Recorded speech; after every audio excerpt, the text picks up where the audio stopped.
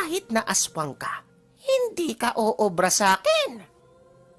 Wika ni Delia. Akmang susugod na sana ito nang biglang nagpakita si Kamlon. Ate, hayaan niyo po akong harapin ang matandang yan. Ako ang kailangan niya, kaya ako ang lalaban sa kanya. Wika ni Kamlon. At nang lingunin niya ang matanda ay nakapagpalit na ito ng anyo bilang isang aswang. Kaso nga lang, bago pa man siya makakilos para salakayin si Kamlon, hindi na siya makagalaw. Nasa likuran na ng matanda si Delia. Pasensyahan tayo ha. Hindi ka na namin bibigyan ng pagkakataon para lumaban, tanda. Pero may dalawa kang pagpipilian.